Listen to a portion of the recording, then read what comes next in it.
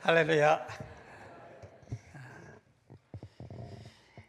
우리는 이렇게 한국 사람들은 요구를 할 때 보면요, 막 뭐 부모, 어머니 막 이렇게 엉겨서 욕을 하는데 미국 사람들은 그런 건 욕이 안 돼요. 근데 가장 심한 욕이 뭐냐면요, you liar. 그러니까 이 거짓말쟁이야. 이러면 총싸움 나요. 문화 차이죠. 뭐 참 안타까운 건 한국 문화에서는 뭐 거짓말 할 수도 있지 뭐, 그리고 뭐 대통령도 거짓말하고 예? 뭐 다들 하는 판이니까 우리는 그게 그렇게 심각하지 않은데 미국 사람들한테는요, you liar 했다 하는 건 진짜 막 총 들고 나옵니다. 그 다음에 심한 욕이 you cold blood 하는 거예요. 뱀처럼 차가운 사람, 사랑 없다는 소리. 문화인 것 같아요. 사실 한국 사람들이 정은 더 많은데, 정은 더 많죠. 근데 얼굴을 보면 꼭 화난 사람들 같아. 뭐가 그렇게 심각한 척, 우리는 근엄하고, 그렇게 우리도 어릴 때부터 몸에 뱄어요. 근데 오늘 잔칫날 아닙니까? 우리 옆에 사람 보고 한번 씩 웃으십시다.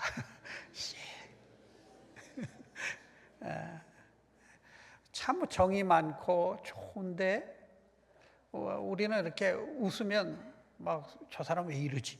이렇게 쳐다보고 그래서 오해도 받고 그러는데, 사실 하나님의 나라는요, 웃음이 꽉 차야 돼요. 제가 교회 와서 특별히 뭐가 이렇게 이렇게 아름다운 게 없는데 엄청 오늘은 내 눈에 충신교회가 너무너무 아름다워 보이는 거예요. 그리고 우리 권사님들 뭐 특별히 잘하는 찬양은 아닌데 찬양이 엄청 은혜가 돼. 할렐루야. 그리고 여러분 한 분 한 분을 볼 때요, 제 눈에는 그렇게 아름답게 보여요. 이거 정말입니다. 그러니까 아마 성령께서 저는 여러분들을 그렇게 보신다고 믿습니다. 이 헌신 예배가 뭐냐? 제가 조금 있다가 창세기를 통해서 조금 제가 설명을 하겠습니다만 일종의 잔칫날이에요. 잔칫날. 뭐 우리가 모여서 더 열심히 하십시다 이런 게 아니라 그동안 수고했던 일꾼들이 모여서, 옛날 같으면 양털 깎는 날이에요. 구약시대 양털도 깎고 그동안 밀렸던 임금도 주고 오래간만에 푸짐한 음식을 놓고 잔치하고 하는 게, 이게 구약시대 때는, 그러니까 명절이 있기 전에는 이게 양털 깎는 날이고, 그 다음에 이제 이스라엘이 명절로 하나님께서 이렇게 절기로, 그래서 명절이 제일 많은 민족이 이스라엘입니다. 축제가 돼야 돼요. 특별히 우리 신약시대 때는 우리가 헌신하면 뭐 죽도록 충성하리 이걸로 끝나는 게 아니고, 정말 하나님께서 그동안 우리에게 베풀어 주셨던 그 은혜를 기억하면서 풍성한 오늘 말씀의 떡이 나눠지기를 주의 이름으로 축복합니다. 오늘 말씀은요, 요엘서인데 이 말씀이 베드로 사도가 마가의 다락방에서 성령 많이 받고요, 그냥 막 떠들고 난리를 치니까 사람들이 쫓아와가지고 이 사람들 술 취했나? 그럴 때 베드로 사도가 탁 일어나서 그들을 향해 첫 번째 한 전도 설교예요. 우리가 술 취한 것이 아니라 옛날부터 선지자에게 예언되었었던 그 요엘 선지자에게 예언하셨던 성령이 임해서 지금 우리가 이러는 거야, 이렇게 설명을 하시는데, 성령에 대해서 베드로 사도가 첫 번째 설명하신 게 오늘 본문의 내용입니다.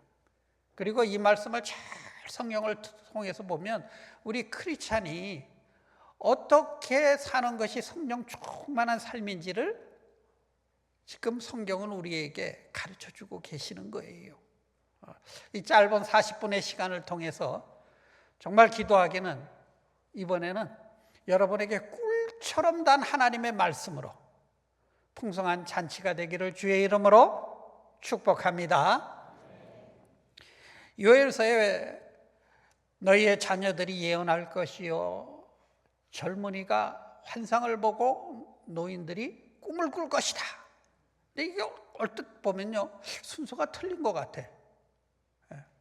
아니 자녀들이 꿈을 꾸고 젊은이가 환상을 보고 노인이 뭐 예언을 하는데 이렇게 순서가 맞을 것 같은데 거꾸로 보입니다. 그래서 신학자들은 뭐 이게 히브리어 단어로는 이런 거고 뭐 저런 거고 이야기가 많아요. 근데 우리 그런 거 복잡하게 다 기억할 수는 없고, 한마디로 성령이 임하시면 다 미래에 관한 일이죠. 예언을 하거나 꿈을 꾸거나 환상을 보거나 다 과거의 사람이 아니라 이제부터 미래의 사람으로 하나님이 바꾸어 주신다, 이런 뜻입니다. 여기까지 이해되시면 끄떡끄떡. 성령이 임하면 어떻게 된다고요? 미래의 사람으로 바뀌는 거예요. 보라, 이전 것은 지나갔으니 새 것이 되었도다 하면서요, 내가 과거에는 부끄러운 사람이었던 간에 어떤 이유였던 간에 그것은 이전 것이고 새롭게 창조하시는 하나님의 영이 임하심을 지금 베드로 사도는 말씀을 합니다. 그래서 오늘은 성경에서 나오는 꿈 이야기를 좀 하려고 해요. 그래서 제목도 꿈꾸는 늙은이다, 이렇게 표현을 제가 해봤습니다.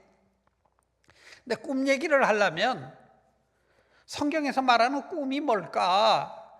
이렇게 보면요, 제일 꿈 때문에 망했다, 꿈 때문에 성공한 사람이 성경에 나옵니다. 누굽니까? 요셉이죠.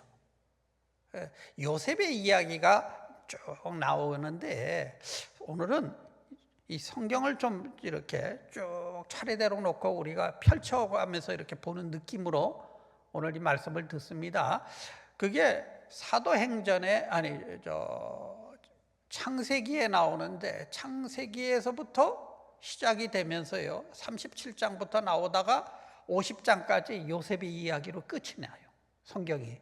근데 그 창세기가 몇 번째 있죠, 성경에? 이것도 모르면 심각한 거예요. 첫 번째 있죠. 자, 이 성경이 지금은 아주 인쇄술이 발달해서 이게 한 권인데요, 원래는 66권이에요. 그래서 성경을 바이블이라 그러죠. 라틴어 비빌리아에서 나왔는데 도서관이라는 뜻입니다. 그러니까 옛날 성경은요 두루마리로 있었는데 그거 지금 만약에 하면요 트럭으로 한 트럭 돼요, 성경이. 엄청난 양이죠. 그러니까 이 성경이 쭉 들어오는데 첫 번째가 창세기인데, 창세기라는 뜻은 영어로 제네시스, 이게 무슨 뜻이냐면 시작이라는 뜻이에요. 시작. 하나님께서 이 세상 우주 만물을 창조하신 시작. 쭉 지으시다가 제일 마지막에 창조하신 뭘까요? 제일 마지막에 창조하신 거, 사람 중에도 여자지요. 그래서 이 세상의 최고의 걸작품은 누구다? 여자예요. 그래서요 마귀가 제일 공격을 잘하는 게 어디입니까? 여자입니다. 오늘 권사님들 여러분 귀에 하나님의 말씀이 들리기를 주의 이름으로 축복합니다. 가장 걸작품이기 때문에 사단이요 가장 노려요. 그래서 성경에 여인들은 교회에서 잠잠해라 이렇게 하는 말씀이 바울이 딴 이야기에 딴 뜻이 아니에요. 그만큼 귀하고 아주 복된 존재니까 또 사단이 또 그만큼 노려. 그래서 사단이 처음부터 누굴 공격합니까? 이브를 공격하잖아요. 그래서 우리가 그 영적인 원리를 조금 이해하고 보면 성경이 더 재미있어요. 자, 요셉 이야기를 시작을 하다가 갑자기 엉뚱당치도 않게 37장에서 유다 얘기가 쑥 들어와요. 요셉이 그 형들한테 매맞고 억울하게 노예로 팔려갔다 뭐 이런 얘기가 쭉 나오다가 갑자기 얼뚜당뚜도 않게 유다 얘기가 나오는데 이게 또 막장 드라마라, 성경을 읽어보면. 이 유다가 누구냐? 야곱에게 12아들이 있었죠. 루벤, 시므온, 레위, 유다. 네 번째 아들이죠. 요셉은 11번째 아들이고요. 그런데 왜 유다 이야기가 갑자기 확 들어왔을까 이래가지고 성경을 그 맥을 모르는 분들은, 이게 심지어 저 독일 신학자들은 헛소리합니다. 이거 편집이 잘못됐대. 두루마리 성경 묶어가지고 막 성경 만들 때 편집이 잘못됐다고 이런 소리까지 합니다. 그런데 여러분, 하나님이 하시는 일은 특별히 성경 말씀에 1.1획도 틀림이 없는 줄 믿으시기 바랍니다. 만약에 순서가 틀렸다면 그거 역시 하나님의 섭리이지. 그죠? 근데 그게 왜 그럼 껴있느냐? 유다 얘기는 이게 뭔 얘기냐면, 유다에게 아들이 셋이 있었어요. 그런데 첫째 아들이 자녀를 못 낳고 죽었어. 아직 젊어요. 이제 뭐 20대 초반이나 10대 후반쯤 되는 이런 아주 젊을 때 큰 아들이 죽습니다. 그러니까 이 며느리가 첫째 이 시동생한테 재혼을 해요.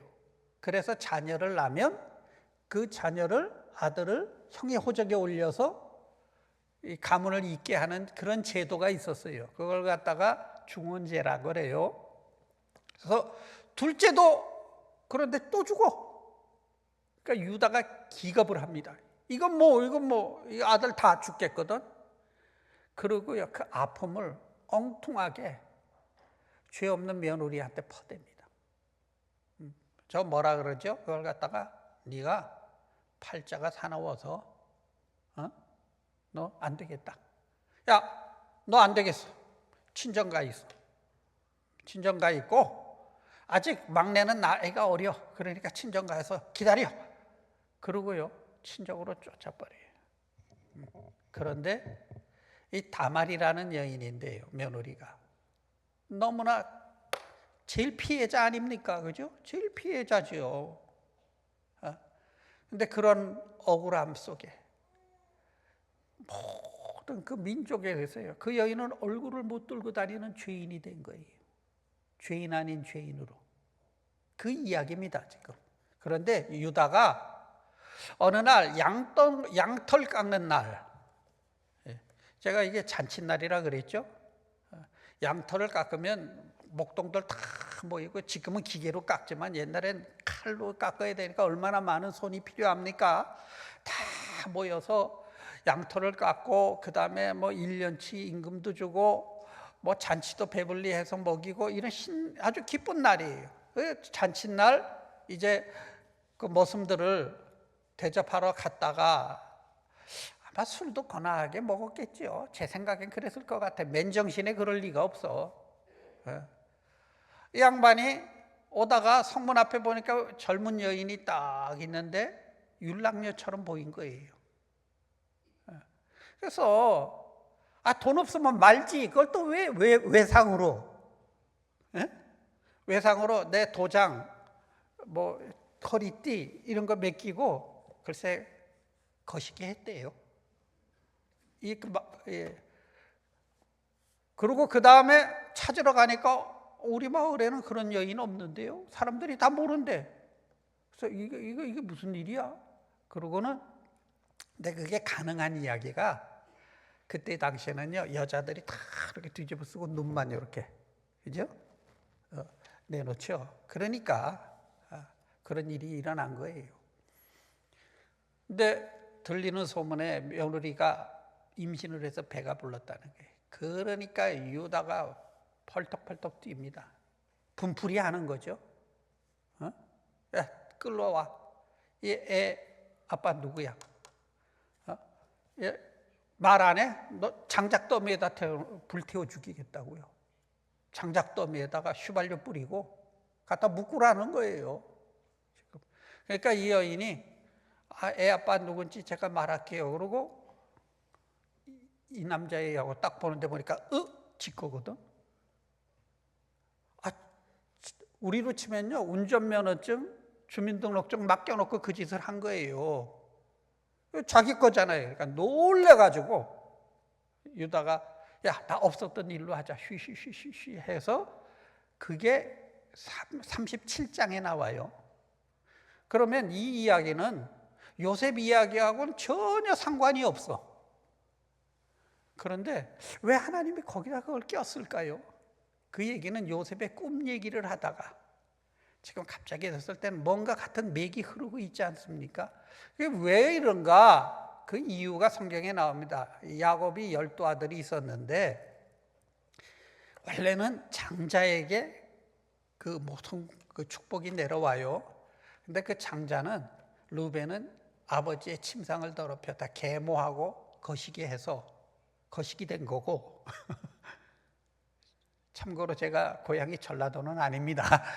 말하기가 쑥스러워서 제가 그렇게 표현을 하는 거예요. 자, 그래서 르벤은 안 되고 그 다음에 시므온 레위가 차례로 받아야 되는데 둘 다 안 돼요. 그것은 자기 여동생 복수하기 위해서 세겜 땅에다 할례 받으라 그러고 그 다음에 마을 사람들을 학살했죠. 그래서 성례를 더럽혔어요. 성례를, 할례를 자기 복수하는 데 썼기 때문에 거기도 잘려요. 그래서 축복이 누구한테로 내려왔다? 유다한테로. 그래서 야곱이 자기 아들들을 놓고 쭉 축복을 하는데 성경에 보면 무슨 말이 나면 유다에게서 홀이 나며 너는 사자와 같을 것이다. 왕이 난다는 거예요. 홀이 뭡니까? 임금이 가지고 있는 지팡이예요. 조선시대로 말하면 옥새예요, 옥새. 그래서 유다 집안에서 누가 온다? 메시아가 온다. 자, 그거를 사단이 눈치를 챘을까요? 못 챘을까요? 마귀도 알지요. 그러니까 유다 집안은 씨를 말려 버리는 거예요. 왜 그 이야기가 나오는지 여러분 성경을 잘 보면 이유가 나옵니다. 그래서 유다 집안은 아주 남자는 다 치는 거예요, 사단이. 그랬더니요, 이 다말이 자기는 그 개인적인 아픔, 대를 못 이어 주었다는 그 억울함, 이것 때문에 뭐 반은 복수하고자 하는 마음이었을지 어쩔지는 모르겠어요. 그러나 글쎄 그 시아버지하고 그래가지고 혈통을 이어나가게 하는 그 이야기가 성경에 나오는 거예요. 자, 이해되시면 아, 이게 그 얘기구나. 막장 드라마 얘기가 아니고 지금 하나님의 구원의 손길을 얘기하고 있는 거예요, 성경이죠. 그러다가 다시 또 요셉 이야기로 탁 넘어갑니다. 요셉이 애굽에 팔려가서 억울하게 팔려갔죠. 이복 형들한테. 그래서 정말 최선을 다했는데 또 거기서도 또 억울하게 또 누명 뒤집어쓰고 감옥에 갔다가 이런 이야기가 이제 성경에 쭉 나오는데 신기하게 여러분 성경을 가만히 보면 요셉이 뭐 울며 그쪽을 향해 형들을 뭐 어떻게 했더라든가 뭐 금식기도 했다라든가 뭐 그런 이야기가 전혀 안 나와요. 한결같이 창세기에서는 꿈 이야기로 시작이 됐어요. 요셉이 꿈 때문에 망했거든요. 아, 형들한테 대놓고요. 형들 보세요. 내가 꿈을 꿨는데 아, 형들 곡식단이 내 곡식단 보고 엎드려 절하대요. 얼마나 재수 없는 소리예요. 그 형들이 들을 때는. 그죠? 아, 형들 보세요. 하늘의 별들이 형들의 별이 내 별을 보고 막 절을 해요. 이래가지고 그냥 미움받아서 결국 그 자리까지 간 거예요. 꿈 때문에 망한 사람입니다. 그런데 희한하게 그때부터 요셉은 그 꿈을 버리지 않았어요. 그걸 목사님이 어떻게 합니까? 왜? 성경은 그렇지 않고서는 요셉이 그렇게 억울한데요. 남의 그 노예로 끌려갔으면 오늘도 무사히 요거면 끝나는데 그렇게 최선을 다해 일할 수가 없거든요. 그렇잖아요. 꼭 가서 해준다고 뭐가 달라지는 것도 아니고. 그리고 그 꿈이 없었다면요. 하나님이 주신 꿈이 없었다면 그 주인 아내가 유혹할 때 절호의 기회는 왔다. 오, 하나님 나에게 이런 기회를 주시는군요. 이렇게 생각할 수도 있어요. 왜? 자기가 노예에서 벗어날 수 있는 어쩌면 인간적인 방법으로 최고의 방법입니다. 그렇지 않습니까? 근데 요셉이 거절하잖아요. 그것 때문에 죄수가 되잖아요. 꿈 때문에 철저히 망한 사람입니다, 이 사람. 그런데 신기하게 그 꿈 때문에 이제 바로 앞에 서게 되지요. 그래서 꿈 얘기를 하나 보다 우리는 그렇게 보는데, 사실 성경을 좀 깊이 보면 꿈 얘기로 끝나는 게 아닙니다. 무슨 얘기냐면요, 바로가 꿈을 꿨는데 그냥 그 꿈 내용이 처음 7회는 엄청난 풍년이 오고 나중에는 또 흉년이 올 겁니다. 이 꿈이에요. 그죠? 그 꿈을 요셉이 이제 풀어서 이렇게 하세요 했더니, 야, 네가 맡아라 이러고 줬더라는 거예요. 그럼 우리는 얼핏 생각할 때 꿈 해몽 잘해가지고 국무총리가 됐구나, 성경을 이렇게 보기 시작해요. 근데 이러면요, 이거는 신자가 아니라 환자가 되는 겁니다, 여러분. 성경은 그렇게 얘기하지 않아요. 우리 창세기 한번 볼까요? 창세기 50장 19절부터 21절. 혹시 창세기, 여기 화면에 뜨네요. 창세기 50장. 요셉이 그들에게 이르되 두려워하지 마소서. 우리 요거 전에 제가 하나, 요건 조금 이따 읽고요. 제가 하나 빠뜨렸네요. 무슨 소리냐면, 요셉이 바로 앞에 섰는데 꿈을 해몽을 해요. 하는데 그 해몽으로 끝나지 않습니다. 그러니까 왕이요, 매해 나오는 소산을 5분의 1씩, 그럼 몇 프로입니까? 20%죠. 각 도처에 지방관을 세우고 창고를 짓고 매해 20%씩 걷어들여서 보관을 하시며, 이렇게 쭉 해결책을 얘기해요, 요셉이. 그래서 요셉이 꿈 해몽 잘해서 국무총리가 된 게 아니라요, 해결책을 말해줘서 총리가 된 겁니다.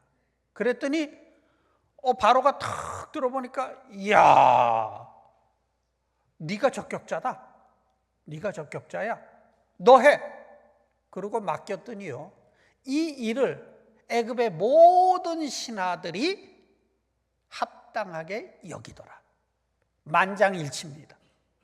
여러분, 일개 외국 노예 출신이, 노무자가, 그죠? 그것도 죄수했던 사람이 와서 왕 앞에서요, 꿈 해몽 잘했다고 국무총리 안 됩니다, 여러분. 성경을 그렇게 보면요, 여러분 오해하시는 거예요. 예? 꿈 해몽 때문이 아니고 해결책 때문에 그런 거예요. 그러면 요셉은 이 해결책을 어디서 배웠을까요? 1. 하나님이 가르쳐 주셨다. 2. 자기가 포디발의 집에서 모든 살림을 관리하면서 배웠다. 뭐 같아요? 2번이에요, 2번.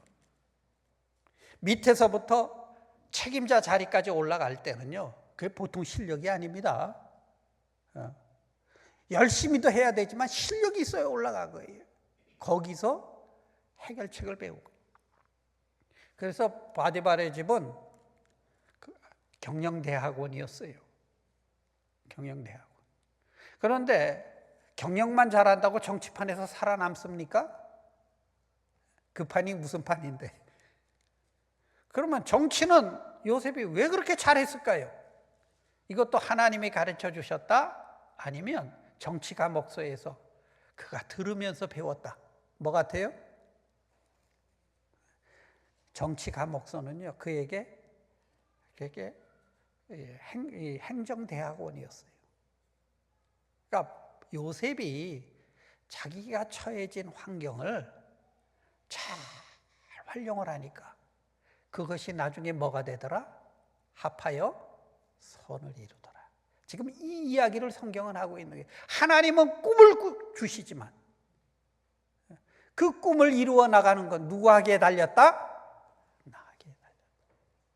성경이 지금 쭉 그 얘기를 하면서요. 이 아까 다말의 이야기를 했는데 여러분 신약 성경 마태복음 1장에 딱 보면요. 아브라함의 세계, 예수 그리스도의 족보라 이렇게 쭉 나오는데 여인들이 4명이 나와요. 마태복음에. 첫째가 다말, 두 번째가 기생 라합, 세 번째가 룻, 네 번째가 성모 마리아예요. 근데 다윗의 계통까지는 3명이에요. 다말, 라합, 룻. 셋 다 이방 여인이고요. 셋 다 남편을 잃었던 여인입니다. 그 시대의 남편은요 절대적이에요. 여인이 아무것도 할 수 없는 시대였습니다. 물건처럼 소나 나귀처럼 팔리던 시절입니다. 쉬운 말로 인생 끝장난 사람들이에요. 그랬는데 그분들이 그리스도의 세계 속에 그분들이 이름이 올라가요. 하나님은요 이 다말을 그 참 막장 드라마를 쓴 여인 이렇게 표현하는 게 아니에요. 자기의 그 억울함을 자기의 운명으로 받아들이지 않고 그가 일어섰다는 겁니다. 그래서 하나님은 그를 믿음의 여인으로 보신 거예요. 우리가 시대는 다르고 환경은 다르고 다 다릅니다. 여러분의 형편도 다 달라요. 그러나 여러분의 환경 속에서 여러분이 성령을 받은 사람이라면 하나님의 사람이라면 결코 그 자리에 체념하고 받아들이고 그걸로 끝나서는 안 돼요. 성령이 오셔서 우리를 미래의 사람으로 바꿔주신다고 성경은 분명히 그렇게 말합니다.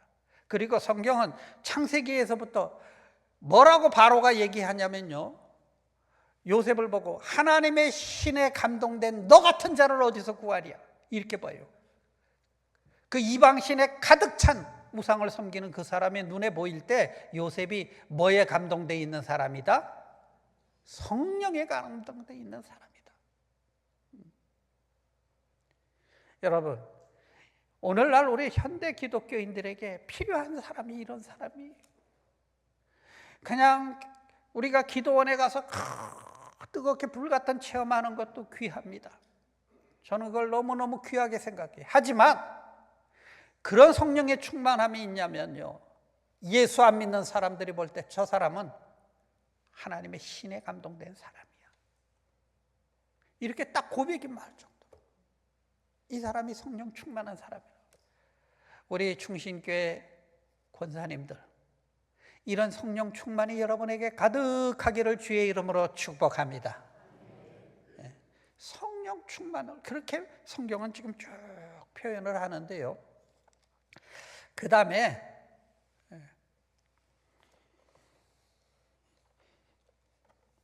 성령이 오시면 우리가 이 믿음의 사람으로 바뀌게 하는데요, 믿는다는 게 뭘까요? 가고 알긴 아는데 말하기가 참 표현하기가 딱 꼬집어서 하기가 어렵죠, 그죠? 믿음의 사람은 성경에 보니까 믿음은 바라는 것의 실상이요 이렇게 하면서요, 그래도 우리가 뭔 얘기인지 못 알아들으니까 성경에 나오는 사람들을 예를 들어요. 아브라함서부터 이삭서부터 쭉 이런 사람은 이랬고 이런 사람은 저랬고 저랬고 했는데 결과는 다 틀려. 어떤 사람은 믿음으로 병이 낫기도 하고 어떤 사람은 죽을 환경인데 풀려나와요. 근데 어떤 사람은 믿음으로 죽어. 결과는 틀린 거예요. 우리는요, 하나님이 축복하면 막 그냥 자녀들이 잘 되고 뭐 돈도 많이 생기고 뭐 이런 것만 우리는 축복으로 생각하는데 하나님은 전혀 다른 이야기를 하고 계신 거예요. 왜? 그분은 우리와 차원이 달라요. 우리는 지금 당장 눈앞에 보이는 것, 이게 너무 소중하잖아요, 그죠? 이게 너무 귀해. 그리고 또 없어봐요 얼마나 서럽고 힘든가. 그렇죠? 저만 그런가? 그게 우리의 삶 아닙니까? 그러니까 당장 눈앞의 것만이 우리는 막 기도해서 응답을 받으면 축복이라고 하는데요, 요즘에 와서 제가 느끼는 게 내 뜻대로 안 되는 게 축복이구나 하는 것도 배우게 됩니다. 내 뜻대로 되면 이 세상 큰일 납니다. 큰일 나요. 그래서 처음에는 우리가 내가 원한 건 그게 아닌데 어떤 땐 그림이 너무 틀려. 그래서 하나님 앞에 많이 울기도 해요. 그렇죠? 그리고 어떤 땐 삐져 하나님 앞에. 저도 그래요. 그래갖고 뭐 어차피 안 될까 뭐 기도는 왜 해? 이래가면서. 그게 우리의 모습 아닙니까? 우리의 모습. 그런데도 하나님은 우리를 실망치 않고요. 다 잡으셨어요. 창세기가 그러면 시작이라 그랬는데 쭉 이렇게 구원 역사의 시작으로 이제 창세기가 끝나는데 어떻게 되냐면요. 우리 마지막으로 진짜 창세기 50장 19절부터 같이 이제 다시 읽지요. 19절부터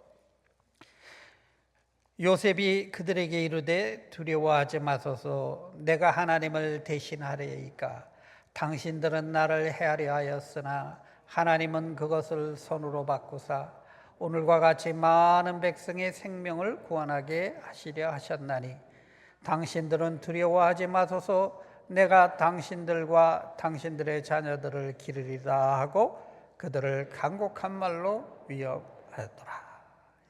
이 무슨 얘기냐면 형들이요 이제 아버지가 죽으니까 불불불불 떨어요. 이제 우린 죽었다. 이제 아버지 살아있으니까 복수를 안 했지. 예? 이제 우린 죽은 목숨이다. 그래가지고요 형들이 와서 싹 울면서 아버지가 복수하지 말라고 유언을 하셨나. 진짜 그렇게 했는지 안 했는지 모르겠어요. 어찌됐든 형들이 와서 요셉에게 하니까 요셉이 같이 울면서 뭐라고 얘기하냐면 형들 두려워하지 마세요. 당신들은 나를 악하게 나를 죽이려고 했는데 하나님은 그것을 가지고 신기하게 바꿔서 이렇게 많은 수많은 사람들 살게 하시려고 하나님은 악을 선으로 바꿔주셨어요. 이 고백을 합니다. 이게 창세기의 마지막 피날레예요. 그럼 하나님이 하시는 목적이 뭐다? 우리는 끊임없이 죄를 지고 끊임없이 악한 짓을 하지만 그 잔칫날 유다는 가서 왜 또 그런 추접을 떨어가지고 그래서 제가 늘 기도하게 하나님 나 늙어갈수록 추하지 않고 초라하지 않게 하나님 날 좀 축복해 주세요. 제가 그렇게 기도합니다. 여러분도 그렇게 기도하기를 축원합니다. 인간은요 본성은 추할 수뿐이 없어요. 그리고 아무리 여러분 헌신 예배 드려도요 나가다 보면 누가 보면 차 빨리 안 비켜주면 열받아. 그게 우리의 마음이에요. 우리는 그런 가운데 있더라도 신기한 것은 하나님이 바꿔 가신다는 거예요. 그걸 통해서 더 많은 사람들이 또 구원을 받도록 이게 성경이 우리에게 말씀하시는 거고요. 이게 성령이 우리에게 주시는 꿈이 이것을 위해서 하는 거예요. 우리가 성령 충만하다고 사람이 확 인격이 바뀌지 않습니다. 저도 안 바뀌어요. 아직까지 안 바뀌어. 그리고 제가 확신하건데 죽을 때까지 안 바뀌어요. 왜? 타고난 건 어쩔 수 없더라고요. 타고난 거. 물론 우리가 성령이 탁 이렇게 하면 우리의 그 성품이나 이런 걸 어느 정도 붙들어는 주시는데 타고난 건 못 바꿉니다. 그러니까 바꿀 생각하지 마시고 그냥 쳐다보면서 우리 그대로 삽시다 이렇게 한번 옆에 분 보시고 그냥 그대로가 좋아요. 시작. 그냥 그대로가 좋은 것이지 저 사람 왜 이래 버리면요 그때부터 이제 복잡해지기 시작하는 거예요. 그거는 안 되는 거예요. 그냥 하나님이 그렇게 지으셨어. 원래 그렇게 지은 건 아닌데 인간이 죄가 시작이 되면서 하나님으로부터 떨어져 나오니까 그때부터 우리 죄의 시작 속에 인간이 그런 모습으로 변해가는데 하나님이 내버려 둔 것이 아니라 그런 죄악까지도 하나님은 결국은 선하게 바꾸셔서 우리를 이렇게 하지 않았습니까? 그러니까요, 이 형들은 자기같이 생각하는 거예요. 저 요셉이 이제 우리 다 죽였다. 이렇게 하는데 요셉은 형들을 상대한 게 아닙니다. 하나님이 주신 꿈을 붙들고 상대한 거지. 여러분, 말씀을 붙들고 상대하세요. 그래야 이깁니다. 사람 붙들고 상대하면요, 피곤해요. 된 것 같은데 또 안 돼. 근데 가만 보면 그게 내 모습이야. 그러니 그걸 어떡합니까? 안 되는 걸 가지고 씨름할 일이 아니고, 그러면 하나님, 좋습니다. 예를 들어, 이 녀석이 죽으라고 공부를 안 해. 예를 들어서, 여러분의 자녀들은 다 잘하겠지만, 허구한 날 PC방에 나가 앉아있고, 속이 터져서. 그런데요, 가만 보세요, 여러분. 분명히 그 아이에도 무슨 장점이 있습니다. 뭔가 잘해요. 요즘은 뭐 10살짜리 아이가 나와서 트로트만 잘 불러도 난리치는 세상 됐어요. 그러니까 하나님은 모든 것이 합하여 선을 이룬다고 믿으시기를 축원합니다. 지금은 막 우라통이 치밀고 힘들고, 저 원수 해도요, 그 원수 때문에 내가 살 날이 있어요. 그러니까 하나님을 믿으셔야 돼요. 하나님. 내가 믿는 하나님은 어떤 하나님이다? 나의 죄악조차도 선하게 바꾸실 수 있는 그런 분이시다. 그리고 조금 우리가 눈을 크게 뜨 전체를 보면요, 웬만하면 넘어갈 수 있어요. 어떻게 저럴 수가 있냐고 그러는데, 제가 은퇴를 하고 나서 그런지요, 뭐든지 이렇게 무뎌지는 건 사실이에요. 이렇게 쫙 파킹을 한번 해도 나와서 꼭 봐야 돼. 줄을 잘 섰나. 그러니까 뭐가 이렇게 무뎌지는, 자꾸 이름도 기억이 잘 안 나고 깜빡깜빡하고, 나이 먹을수록 그건 어쩔 수 없어요. 무뎌지기는 하지만 하나 감사한 건 있어요. 무뎌진 대신에 조금 너그러워져. 제가 많이 후회를 합니다. 내가 좀 젊었을 때 조금만 더 너그러웠으면, 우리 교육자들을, 부교육자들을 내가 조금 더 너그럽게 대했었으면 얼마나 좋았을까. 우리 자녀들한테도요, 내가 조금만 더 너그러웠으면 얼마나 좋았을까. 지나고 나니까 무뎌진 만큼 너그러워지더라고요. 막 샤프하고 칼날 갖고 착착한 것도 좋지만 무뎌진 것도 괜찮더라고요. 그래서 전도서에 보면 하나님께서 때를 따라 세상을 아름답게 하셨으니, 아름다운 거예요. 어릴 땐 어려서 아름다운 거고, 젊을 땐 젊어서 아름다운 거고요, 늙어서 늙은 대로 또 아름다운 거예요. 그 나름대로 희망찬 아침 햇빛만 아름답습니까? 빨간 저녁 놀들이는 하늘이 또 얼마나 아름답습니까? 그죠? 그래서 여러분, 성령에 감동된 사람은 세상을 어떻게 본다? 아름답게 보시기를 축원합니다. 이 세상 왜 이렇게 더러워? 그러면요, 내가 더러운 세상에 살고 있는 거예요, 지금. 그러나 조금 우리가, 그래, 내가 그래도 하나님의 영을 받은 사람인데 저번에 실수도 하나님께서 또 바꿔서 또 선하게 이루시겠지, 이럴 때 아멘 하면 복될 줄로 믿습니다. 그죠? 그렇게 하면서요, 우리가, 이게 성령 충만한 사람의 모습이에요. 요셉의 성령 충만은요, 성실이었고, 그가 성실했던 건 꿈에 붙들려서였고요, 그리고 그가 성령 충만한 건요, 하나님을 바라보고 살았어요. 약속을 바라보고 살았어요. 그게 무슨 말입니까? 성경에 나와요. 요셉이 죽으면서 유언을 합니다. 근데요, 이집트 여러분 가보시면요, 이집트는 무덤의 문화입니다. 무덤이 제일 큰 제일 큰 피라미드. 중산층은요, 지금도 저 요새 그 카이로 외곽지대 그 공동묘지 가보면요, 다 집 같아. 지붕만 없어. 다 집이고요. 거기다 선풍기도 틀어 놓고 막 그래요, 이 사람들. 무덤이 죽은 뒤에 차지하는 무덤이 살아서 차지하는 것보다 더 중요하게 여기는 문화가 이집트예요. 그러니까 미이라를 만들지 않아요, 사람을. 그러면 요셉이 왕 다음으로 국무총리가 됐다면요, 귀족의 무덤 속에 들어가야 될 사람입니다. 그죠? 이 사람. 그런데 뭐라고 부탁을 하면, 나는 이 땅에다 묻지 말고 내 유거를, 하나님께서 아브라함 우리 할아버지에게 약속했던 그 땅에 너희가 돌아갈 때 나를 그곳에 가져가다오, 이렇게 표현해요. 우리로 치면 뭡니까? 이 땅에서 국무총리지만 뭘 바라보고 살았어요? 하나님 나라 바라보고 산 겁니다. 권사 여러분, 이 땅에서요 잘 되시지만 여러분은 소망을 하늘나라에 두고 사시기를 바랍니다. 내가 언제고 갈 그곳.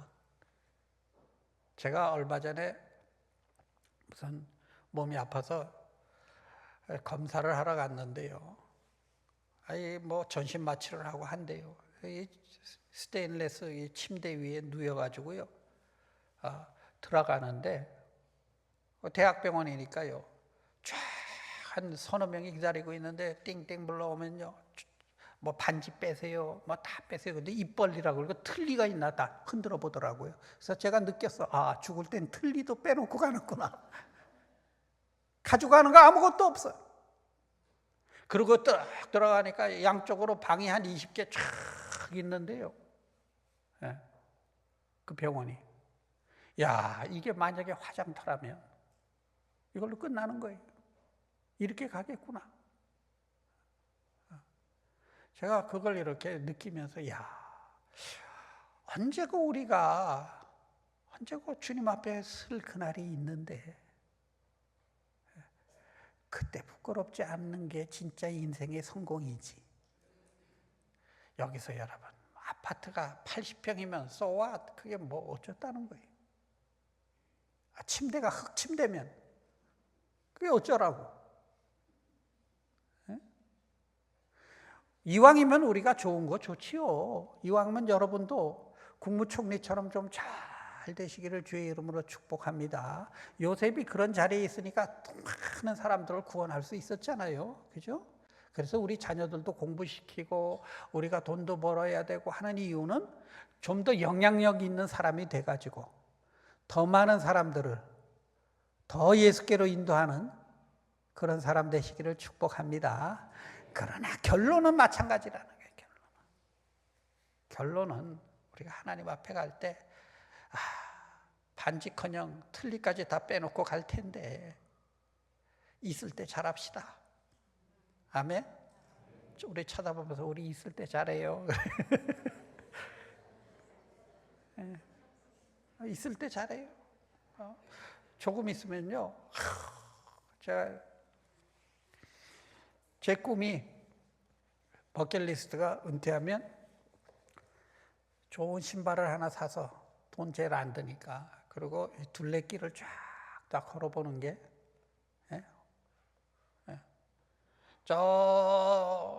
그 프랑스의 산티아고인가 그 길도 좀 가서 걸어보고, 그 꿈을 가졌다가요, 제가 포기했어요.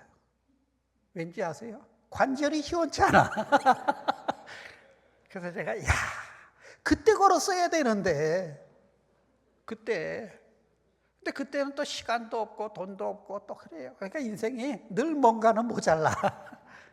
이게 모자라면 저게 모자라고, 어차피 우리는 그러다 갑니다. 그러나 우리는 믿음의 사람으로 살아야 될 줄로 믿습니다. 요셉같이 쭉 보면 이 다말의 이야기도요, 전부 인간의 실수죠. 인간의 실수들을 쭉 한데 하나님은 그걸 선으로 바꿔가지고 메시아가 거기서 나올 수 있도록, 그래서 수많은 사람들이 구원받도록 하나님이 바꾸셨다는 거예요. 하나님이. 요셉이 그 이야기 하지 않습니까? 그러니까 이게 다른 얘기가 아니라 뭐다? 같은 이야기다. 그래서 누가 성경에 37장이 엉터리로 들어왔고 헛소리하면, 아이고 성경을 모르면 그러들 말어, 이렇게 얘기하시면 돼. 지금 성경은 우리에게 지금 흐르는 물처럼 그 메시지를 주고 있는 거예요. 천지 창조서부터 인간 창조, 그러나 인간의 타락으로 죄의 시작, 구원의 시작, 아브라함을 선택하시고 그 가문을 이루어 나가는 시작. 그런데 이 마귀는 그걸 어떻게 알고요? 그렇게 하나님이 좋아하는 건 다 싫어해, 이놈이. 가장 예쁜 걸 가장 어글리하게 만들고요. 그래서 여러분, 저는요 진심으로 제가 합니다. 이 세상에서 최고의 걸작은 여인들입니다. 성경이 그러잖아요. 제일 나중에 창조하셨잖아요. 그리고 사실 또 얼마나 아름다워요. 여러분은 예쁠 아름다울 권리가 있어. 할렐루야. 그렇다고 해서 막 강남에 가서 막 손대고 그 아름다움은요 내 나름대로 아름다우시면 돼. 각기 다 틀리니까 아름다운 거 아닙니까? 그죠? 다 똑같으면 인형이죠. 다 틀리잖아요. 그러니까 나는 나로서 아름다우시면 된 거예요. 그래서 성경에 보면 바울 사도도 집사들이요, 너희는 교회에서 단정하고 예쁘게 꾸미라는 거예요. 그러니까 뭐 우리 다 같은 식구인데 어때 이러고 나오지 마시고 이왕이면 주일이면 예쁘게 꾸미시고. 할렐루야. 나는 예쁠 권리가 있어. 그리고요 또 말도 좀 이왕이면 예쁘게 하시고, 그죠? 겉모습만 또 예쁘면 그렇잖아요. 이왕 말도 예쁘게 하면 얼마나 좋아요. 감사합니다. 수고하셨습니다. 사랑합니다. 힘내세요. 이러면 얼마나 좋아. 우리 아름답게 사십시다. 그리고 여러분이 받은 성령은, 여러분에게 계신 그 성령은 악을 선으로 바꿔주시는 하나님이십니다. 기도하십시다. 참 좋으신 하나님 아버지, 감사합니다. 우리가 이 땅에 태어나서 왜 사는지 왜 죽는지도 모르고 살다가는 인생이 대부분인데, 이 짧은 인생 가운데 우리가 예수님 만나고 하나님을 아버지라 부르고, 그리고 이 시간 이 장소에서 한 믿음의 가족이 되어서 하나님을 찬양하며 예배드릴 수 있게 하신 것을 감사를 드립니다. 그리고 어떤 때는 나 개인의 혼자의 문제도 힘겨워 벅벅거리는데 하나님을 나를 충성되이 여기시고 귀한 직분 주셔서 교회 섬기게 하신 것을 감사를 드립니다. 하나님, 우리가 이왕 살다가는 인생 짧지만은 우리가 세월 갈수록 초라해지지 않고 추해지지 않도록 아름답게 살다갈 수 있도록 성령이여 붙들어 주시옵소서. 우리의 믿음도 아름다워지게 하시고 우리의 외모도 아름다워지게 하시고 우리의 가정도 아름답게 축복해 주시옵소서. 예수님의 이름으로 감사하며 간구 기도드립니다. 아멘.